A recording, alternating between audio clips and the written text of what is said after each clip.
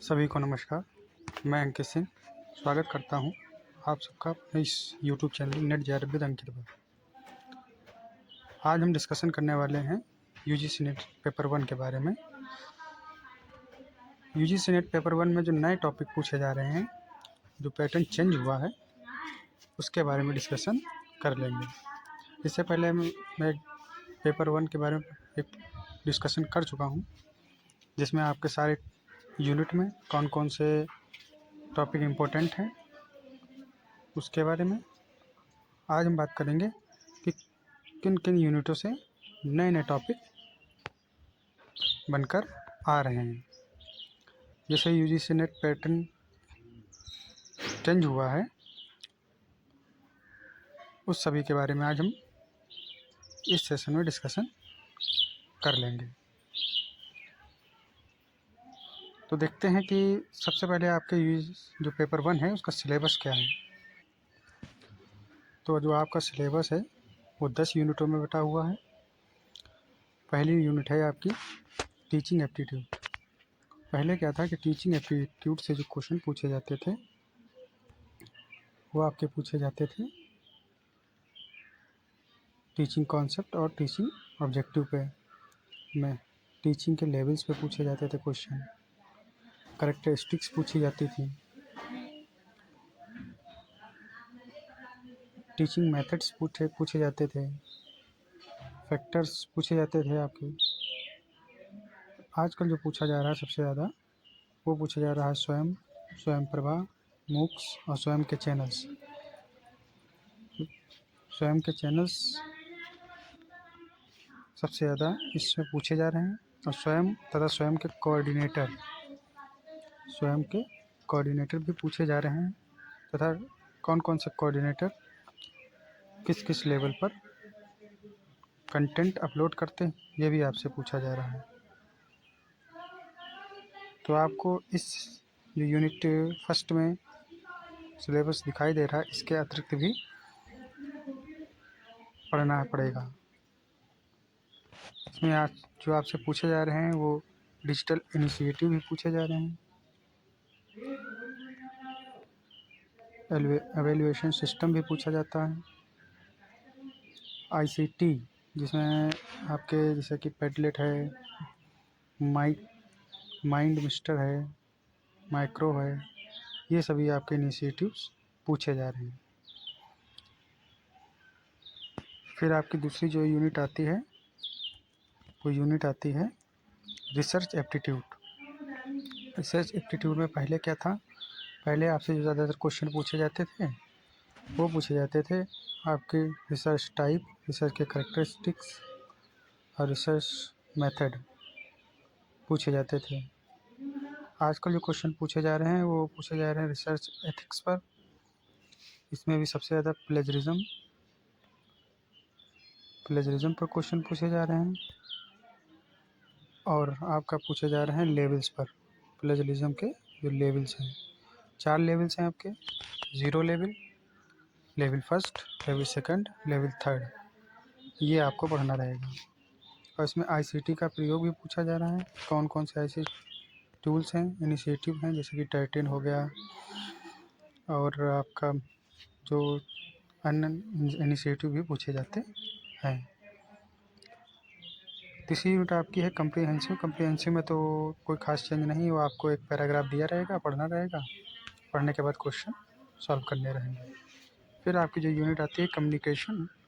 Communication में भी जो आज नए पैटर्न चेंज हुआ है उसमें सबसे ज़्यादा पूछा जा रहा है मास मीडिया और क्लासरूम कम्युनिकेशन तो पूछा ही जाता है, साथ में बैरियर्स ये भी पूछा जा रहा है। और इसके अतिरिक्त जो पूछा जा रहा है वो सबसे ज़्यादा पूछा जा रहा है वर्बल और non verbal communication. Mass media में जैसे टेलीफोन हो गया, आपका प्रिंट मीडिया हो गया, टेलीविज़न हो गया, और जैसे कि ये आजकल जो चल रहे हैं पेमेंट वाले, फ़ोन पे, पेटीएम, गूगल पे, इन सभी के बारे में भी क्वेश्चन पूछ लिया जाता है। अगली यूनिट आपकी आती है यूनिट नंबर 5, मैथमेटिकल रीजनिंग और रिसर्च। मैथमेटिकल रीजनिंग और तो इसमें क्या है, इसमें जो पूछा जा रहा है आपका number series, letter series, coding decoding, और इसमें पूछी जा रही है चाइनीज़ कोडिंग। चाइनीज़ कोडिंग भी पूछी जा रही है आपकी। फिर मैथमेटिक जो इसमें पूछा जाए सबसे ज़्यादा परसेंटेज, प्रॉफिट लॉस, एवरेज, और time and distance and time and work, ये भी ज़्यादा पूछा जा रहा है। अभी जो पैटर्न चेंज हुआ है वो सीरीज जो आती है उसमें फ्रैक्शन जो आते हैं, फ्रैक्शन पे आता है कि कौन सा बड़ा है कौन सा छोटा है। इस पे एक क्वेश्चन तो ज़रूर बन ही जाता है। टाइम एंड वर्क से भी क्वेश्चन पूछे जा रहे हैं इसमें।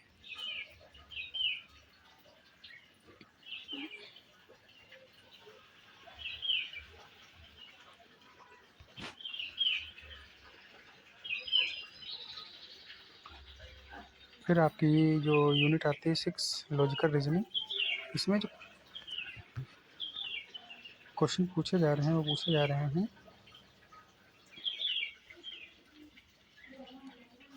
नंबर 1 पे पूछा जा रहा है फैलेसीज, फॉर्मल और इनफॉर्मल फैलेसीज।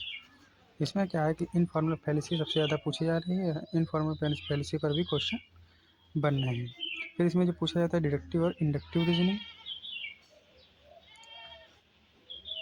इस पर क्वेश्चन बन रहे हैं। और इसमें जो पूछा जा रहा है सबसे ज़्यादा इंडियन लॉजिक पर क्वेश्चन बन रहे हैं।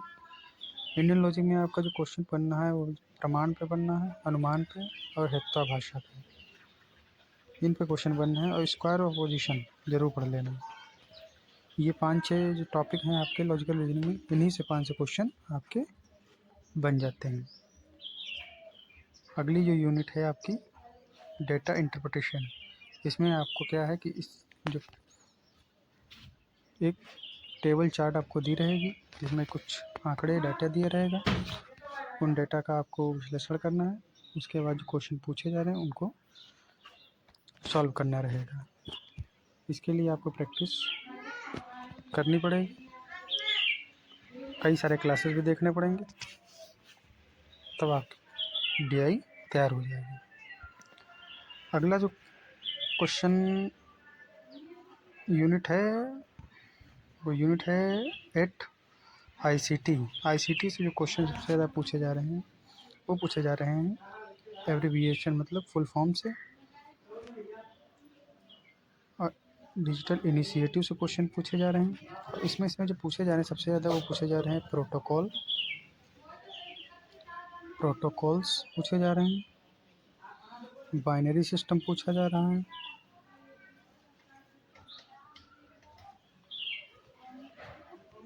और इसमें जो पूछा जा रहा है नए नए इनिशिएटिव्स। जैसे इसमें इस बार जो पूछा गया था वो पूछा गया चैट जीपीटी।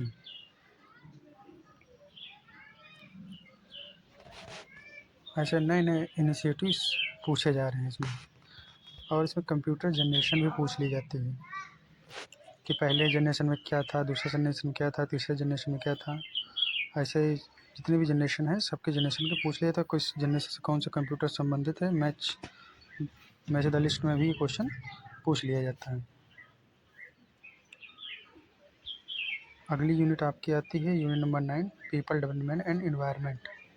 इसमें क्वेश्चन सबसे ज़्यादा पूछे जा रहे हैं वो millennium development goal and sustainable development goal से क्वेश्चन पूछे जा रहे हैं।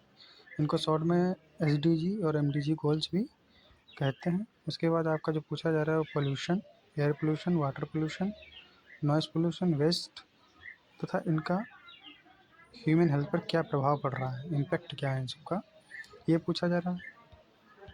अभी जो हाल ही में क्वेश्चन बन रहे हैं वो बन रहे हैं रिसोर्सेज से, आपके एनर्जी रिसोर्सेज जैसे कि solar energy, wind energy, hydro, geothermal, biomass, nuclear form, इनसे क्वेश्चन ज़रूर बन जाता है।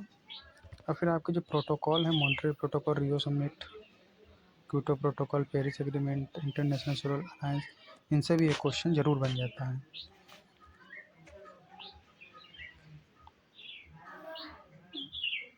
इसके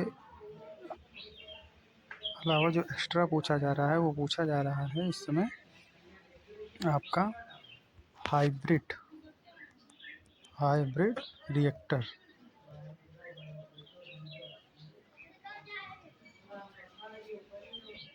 हाइब्रिड रिएक्टर इसमें पूछा जा रहा है। हाइब्रिड रिएक्टर जरूर पढ़ के जाना है। अगली यूनिट आती है आपकी unit number 10 higher education. Higher education में जो क्वेश्चन सबसे ज़्यादा पूछे जा रहे हैं वो पूछे जा रहे हैं आपके, पहले तो एंशेंट इंडिया की जो यूनिवर्सिटीज़ हैं जैसे तक्षशिला, नालंदा, वल्लभी, विक्रमशिला, उदंतपुरी, इन सभी से क्वेश्चन पूछ लिया जाता है। इनके एस्टेब्लिश से क्वेश्चन पूछ लिया जाता है, या इन इसमें कौन कौन से सब्जेक्ट फेमस पढ़ाए जाते थे इनके बारे में क्वेश्चन पूछ लिया जाता है। उसके बाद जो प्री इंडिपेंडेंस काउंसिल थी, कमीशंस थी, उनसे एक दो क्वेश्चंस पूछ लिए जाते हैं। फिर पोस्ट इंडिपेंडेंस की जो कमीशंस आए थे उनसे तो क्वेश्चन पूछ लिए जाते हैं। और इसके अलावा जो पूछा जा रहा है वो NEP 2020 से भी, नई एजुकेशन पॉलिसी 2020 से क्वेश्चन जरूर बन जाता है। और जो पूछा जा रहा है उसमें सबसे ज़्यादा पूछा जा रहा है इस समय 5 ईयर प्लान्स, पंचवर्षीय योजनाओं से भी एक क्वेश्चन जरूर आ रहा है। तो मतलब ये है कि इन सभी यूनिटों के अलावा आपको जो एक्स्ट्रा पढ़ना है वो मैंने बता दिया है कि आप सबको एक्स्ट्रा में क्या क्या पढ़ना है। पहले क्या होता था कि पहले 10 यूनिट से 2 क्वेश्चन, मतलब 10 यूनिट से एक एक क्वेश्चन उठा के 5-5 क्वेश्चन बना के 50 क्वेश्चन बना दिए जाते थे। लेकिन अब ऐसा नहीं है। अब किसी किसी यूनिट से कहो 5-6 क्वेश्चन, 7 क्वेश्चन हो जाए, तो किसी यूनिट से 2-3 क्वेश्चन ही पूछे जाते हैं। तो मतलब आपका जो सिलेबस दिया है इसके अतिरिक्त भी आपको कुछ ज़रूर पढ़ना रहेगा, क्योंकि UGC नेट पेपर फर्स्ट का जो पैटर्न है वो काफ़ी बदलता हुआ नज़र आ रहा है। काफ़ी चेंजिंग आ गई है। जो मतलब आपको दिया गया है कि सिलेबस आपको ये सब पढ़ना है, लेकिन इसके अलावा भी आपसे पूछ लिया जाता है। तो अगर आपको पेपर फर्स्ट में कम से कम 30 से 35 नंबर लाने हैं तो आपको इस सिलेबस के अलावा भी आपको कुछ बाहर से ज़रूर पढ़ना पड़ेगा। जितना मैंने बता दिया लगभग इसी से क्वेश्चन आपके कवर हो जाएंगे। तो आई होप आपको क्लास अच्छी लगी होगी, समझ में आया होगा। अगर आपको क्लास अच्छी लगी तो लाइक ज़रूर करें। मिलते हैं अगले क्लास में।